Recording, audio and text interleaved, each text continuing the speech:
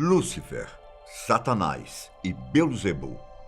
Três nomes muito populares quando se fala sobre o inferno.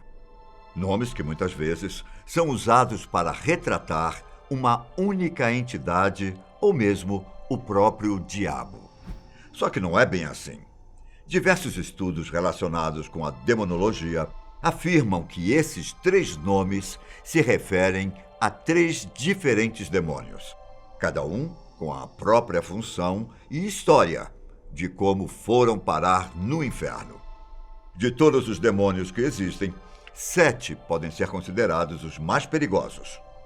Meu nome é Ivan Lima. Sejam bem-vindos. Antes de tudo, devemos ter em mente que a Bíblia não nos dá muitos detalhes a respeito de demônios específicos. Certo que é possível encontrar menções de alguns e trechos que explicam a história de como o diabo caiu dos céus e foi condenado ao inferno. Mas foram estudos produzidos ao longo dos anos que nos deram detalhes mais estranhos. Com o passar dos séculos, muitas pessoas escreveram classificações para os demônios do inferno. O manuscrito descrevendo os seres, atribuído ao rei Salomão, seria um dos estudos mais antigos, seguido pela lista de Lantern of Light, do início do século XV, que classificava os demônios conforme os 7 pecados capitais. Anos mais tarde, mas ainda no mesmo século, o bispo católico Alfonso de Espina catalogou os demônios, tendo como base algumas histórias e lendas de países europeus.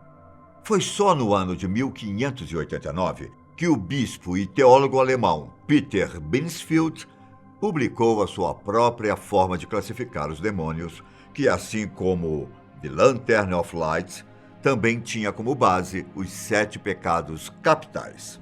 Estamos falando de uma época em que o movimento da Reforma Protestante estava gerando uma agitação religiosa muito grande por toda a Europa, em que os conflitos religiosos influenciaram as pessoas a temerem bruxas e demônios mais do que nunca. Um período repleto de sangue que mais tarde seria lembrado como caça às bruxas. E Peter Binsfeld era um desses caçadores. Famoso por torturar protestantes e autor de diversos textos importantes durante as tensões religiosas, um deles chamado Sobre as Confissões de Bruxos e Bruxas. Falava não apenas do uso de tortura para conseguir confissões de bruxaria, como também tinha a sua classificação dos demônios. É interessante notar que algumas ordenações se divergem em determinados pontos. Por exemplo, para Binsfeld, Lúcifer e Satanás não são o mesmo ser, apesar dessa concepção estar presente na cultura popular e em outras histórias. E da mesma forma, outra classificação não menciona o nome de Satanás, mas sim de Azazel, como o demônio representante da ira. Vamos por partes. Primeiro com Lúcifer, o representante do orgulho. A análise explica que foi a arrogância e soberba dele com Deus que o fez cair. Por outro lado, o significado do nome portador da luz, ou até mesmo estrela do amanhã, não tem nada a ver com a imagem construída ao longo dos anos. O papel de Lúcifer pode mudar conforme a ideologia, mas, para Binsfeld, ele é o anjo que caiu do céu depois de tentar organizar uma nova estrutura de poder, diferente da estrutura feita por Deus. De acordo com outros pesquisadores, Lúcifer teria levado consigo muitos outros demônios. Ao chegar no inferno, teria sido ele quem atribuiu, digamos, cargos aos mais cruéis anjos.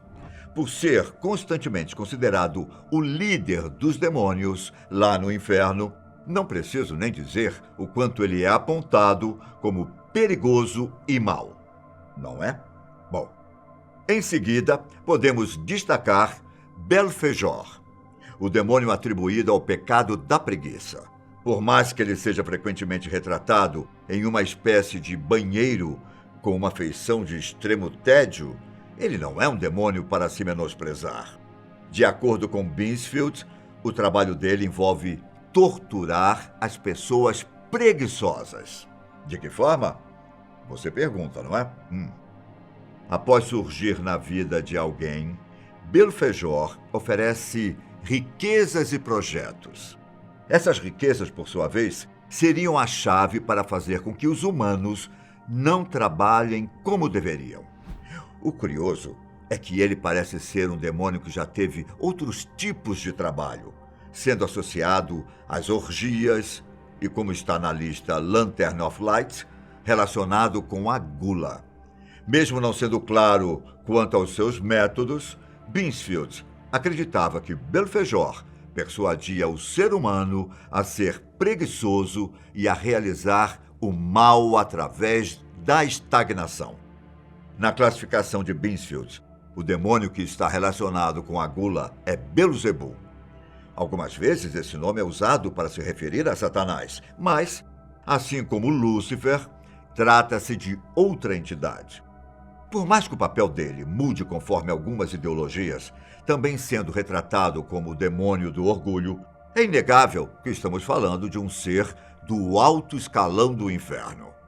Não é à toa que ele é considerado o príncipe dos demônios.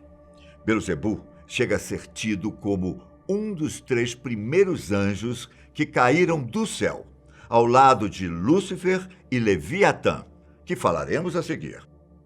Ele já foi chamado de Baal e Senhor das Moscas, visto que costuma ser associado a doenças. O que não se sabe ao certo é o porquê de Binsfield ter relacionado Belzebu à gula. Uma interpretação afirma que se trata de uma comparação entre as moscas e a ingestão de cadáveres. Designado para cuidar das pessoas invejosas, o nome Leviatã também deve ser familiar para você. Só que, nesse caso, a palavra em si já foi utilizada em diversos outros contextos, inclusive na própria Bíblia. Na tradição judaica, por exemplo, Leviatã é um grande monstro marinho utilizado por Deus para alimentar os hebreus. Em contrapartida, o demônio Leviatã possui um papel diferente, sendo considerado o guardião das portas do inferno. É dito que a boca dele seria a entrada.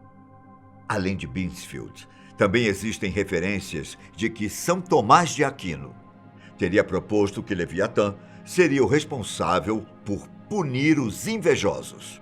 No que diz respeito a seus métodos, ele também influencia as pessoas a se sentirem obcecadas por bens materiais e a cometerem sacrilégios, no sentido de encorajar as pessoas a roubarem da igreja.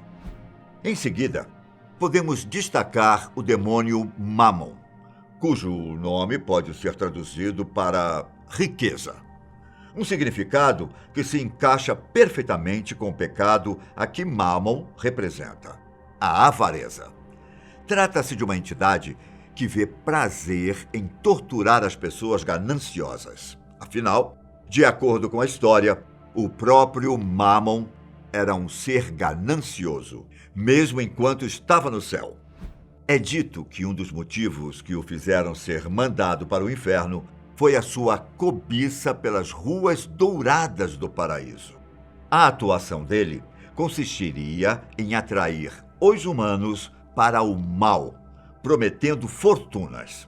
Muitos acreditam que a Bíblia conta com trechos que falam sobre o demônio. Em um deles, no livro de Mateus, capítulo 6, versículo 24, é dito: vocês não podem servir a Deus e a Mammon. Só que muitos acreditam que foi apenas uma forma de se referirem à palavra dinheiro ou riquezas. O demônio Asmodeus vem logo em seguida, e ele possui uma distinção curiosa nos estudos de Binsfield. Por mais que o nome dele possa ser traduzido como demônio da ira, o pecado ao qual lhe foi atribuído é a luxúria. Isso porque uma outra entidade já era responsável pela ira. Um demônio que você já ouviu falar e que vamos comentar sobre ele logo mais. Determinadas representações colocam Asmodeus em uma posição semelhante aos outros demônios, sendo o anjo que foi expulso do paraíso. Em outras ideologias, Asmodeus teria se tornado o marido de Lilith, considerada a verdadeira primeira esposa de Adão. Ao que parece, no apócrifo de Tobias, é dito que ele foi o responsável pela morte dos 7 maridos de Sara. Asmodeus estaria sempre planejando tramóias contra casais. Sua retratação, normalmente, envolve um ser com 3 cabeças, sendo uma de humano, outra de carneiro e uma de touro, além de conter partes que remetem a outros animais. E, finalmente, chegamos ao demônio cujo nome significa adversário ou acusador. O demônio que já foi chamado de serpente, diabo ou o príncipe deste mundo é o demônio que representa o pecado da ira e que, para muitos, é a personificação do mal e o líder de todos no inferno, Satanás. É aqui que a trama engrossa. Afinal, como eu falei lá no começo, Beansfield diz que Lúcifer e Satanás não são a mesma entidade. E como se já não bastasse essa confusão, outros demônios já foram considerados como representantes da ira, como Azazel e Amon.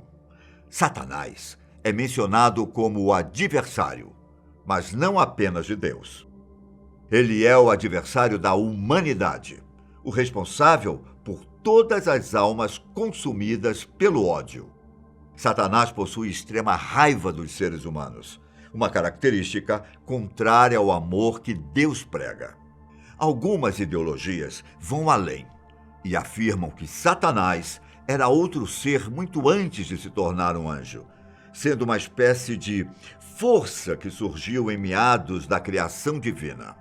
Seja como for, Satanás é um dos demônios mais poderosos do inferno, se não o mais poderoso. E até que ponto esses demônios habitam dentro de nós?